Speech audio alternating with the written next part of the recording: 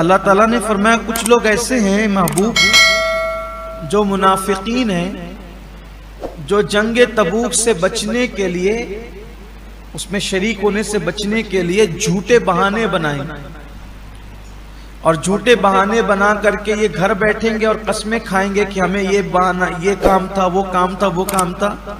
اللہ نے فرمایا انہیں چھوڑ دیں اور ان سے منہ پھیر لیں، آپ ان پہ توجہ نہیں کریں، ان سے اعراض فرمایا۔ ان کو تو جھوٹا بہانا چاہیے۔ اصل میں منافقین جو ہے جب بھی مسلمان جنگ پر جاتے تھے تو منافقین ساتھ میں ہو جاتے تھے کہ بھئی چلیں ادھر ادھر ٹائم پاس کریں گے، جو مال غنیمت آئے گا تو پھر اس میں ہم حصے دار ہوں گے۔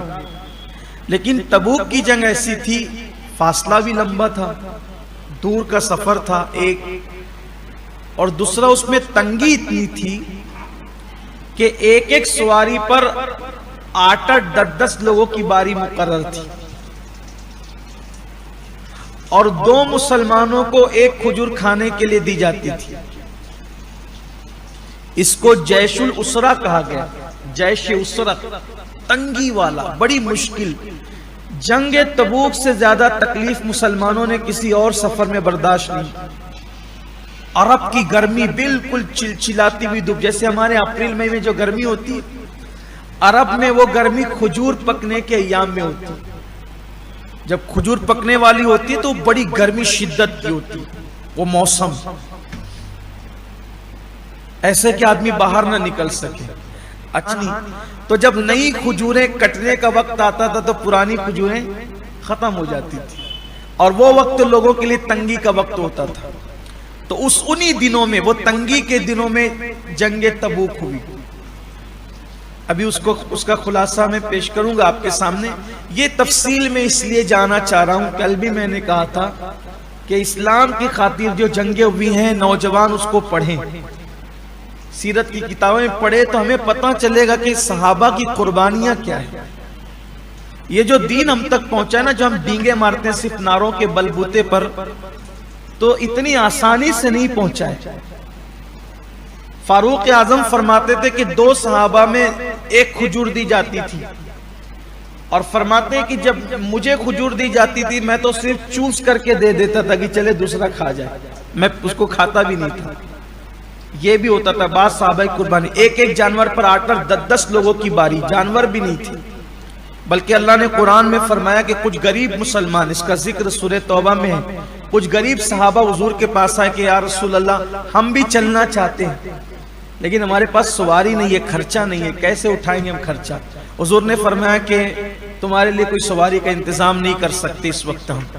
وہ رونے لگے جذبات میں، وہ رونے لگے کہ یا رسول اللہ سواری اور اخراجات نہیں، کاش۔ اللہ فرماتا ہے کہ اس دن ان کو اپنی غربت کا اتنا احساس ہوا، کبھی نہیں ہوا، کہ کاش ہمارے پاس بھی دولت ہوتی تو ہم بھی اللہ کے رسول کے ساتھ جاتے اللہ کی راہ میں لڑنے کے لیے۔ وہ رو پڑے، اللہ نے ان کی تعریف فرمائی۔ ارے وہ تو خوش ہونا چاہیے تھا ان کو، وہ خوش ہوتے اس بات پہ کہ چلو غربت ہی جو وہ جان چھڑانے کا ذریعہ بن گئی کہ ہمیں جنگ پہ نہیں جانا پڑ رہا ہے، مشکل نہیں اٹھانی پڑ رہی ہے۔ لیکن نہیں، وہ منافق نہیں تھے، وہ سچے مسلمان تھے، مخلص مسلمان تھے، کہ لوگ بہانے بنا بنا کر کے گرمی اور اسرت کی وجہ سے بیٹھ رہے تھے، اور یہ غریب جو سچے مسلمان تھے رو رہے تھے کاش ہمیں جانے کا موقع ملتا، کاش ہمیں، کیونکہ ان کے لیے مصیبت کوئی چیز نہیں تھی، ان کے لیے اللہ رسول کی رضا سب کچھ تھی، اللہ اس کے رسول کی رضا سب کچھ تھی۔ تو اللہ نے منافقین کے لیے فرمایا مالدار ہو کر بھی نہیں جا رہے، بہانے بنا رہے ہیں۔ یہ غریب مسلمانوں کا خلوص ہے، ان کی آنکھوں میں آنسو ہے۔ اللہ نے فرمایا محبوب جب آپ واپس لوٹیں گے یہ قسمیں کھا کر عذر پیش کریں گے، آپ ان سے کہہ دینا کہ ہم پہ سب عیاں ہو گیا ہے، اور ان منافقوں کو جو اب تک ہم نے پردے ڈالے چھپا کر کے رکھا ہے ان سب کو ہم بے نقاب کریں گے، اور ان کو مسجد میں آنے بھی نہیں دیں گے۔ بہت ہو گیا ان کی گندگی، اب بہت ہو گئی ہے، اب انہیں مسجد میں آنے نہیں دیا جائے گا، اور آئیں گے آپ جب تبوک سے واپس لوٹیں گے تو پھر ایک کام کرنا، ان سب کو نام لے کر کے بھگانا مسجد سے۔ حضور نے کیا بھی ویسے۔ آقا نے جو منافقین کیا کرتے تھے، ایک دم آخری میں آتے تھے اور پہلی صف میں آگے گھس کے بیٹھتے تھے تاکہ پوری مسجد کو پتا چلے کہ میں آ گیا ہوں۔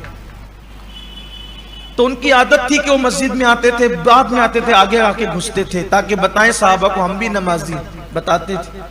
جمعہ کے دن جب آیا حضور علیہ السلام نے اے فلاں بن فلاں اٹھ، منافق ہے نکل باہر، اے فلاں بن فلاں اٹھ نکل باہر، نکل تو منافق ہے۔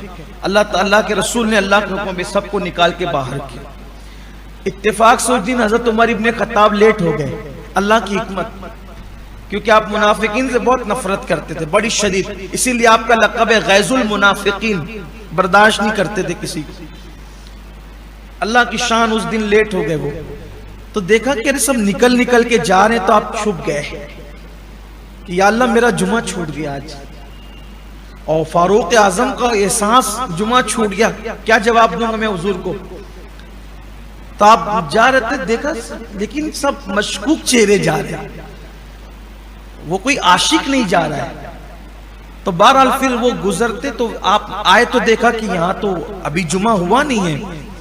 بہرحال پھر سمجھے کہ معاملہ کیا ہے، پھر بعد میں پتا چلا کہ آج سارے منافقوں کو مسجد سے باہر نکالا، اس کے بعد پھر ان کو آنے کی اجازت نہیں دی۔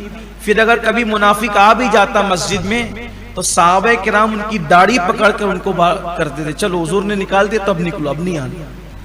یہاں سے ان لوگوں کو بھی عبرت حاصل کرنا چاہیے۔ کہتے ہیں کہ حضور علیہ السلام نے تو منافقوں کا جنازہ پڑھایا، ارے نادان، جب تک منع نہیں کیا گیا تھا تب گئے جنازے پر، لیکن جب حکم آیا تو مسجد سے باہر بھی نکالا نا، یہ بھی تو حضور کے اخلاق ہیں، اس پر بھی توجہ ہونی چاہیے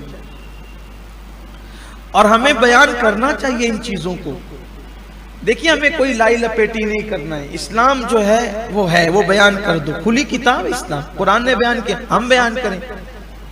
کچھ لوگ معذرت خواہانہ رویہ اختیار کرتے ہیں، ارے ایسا تو ویسا، یہ سب نہیں، 2+2 4، اسلام ایسی سچائی، اس سے بڑھ کر سچائی۔ ہماری نئی نسلوں کو ہمیں بتانا چاہیے، جب اخلاق پیش کرنے کا وقت آئے تو اخلاق بتایا، جب گندگی حد سے بڑھ گئی تو اس کے بعد اس گندگی کو یوں بھی اسلام نے صاف کیا، اور یہ ان کا یہ سچائی تھی، صداقت تھی، حق تھا، اور یہ ہونا ہی چاہیے۔ اس لیے کہ جب کوئی زخم ناسور بن جائے جو اعضاء کو سڑا دے، پھر اس کو کاٹ ہی دیا جاتا ہے، اور اسے کاٹنا چاہیے۔ یہ کوئی ظلم نہیں ہے، کوئی جبر نہیں ہے، کوئی برائی نہیں ہے۔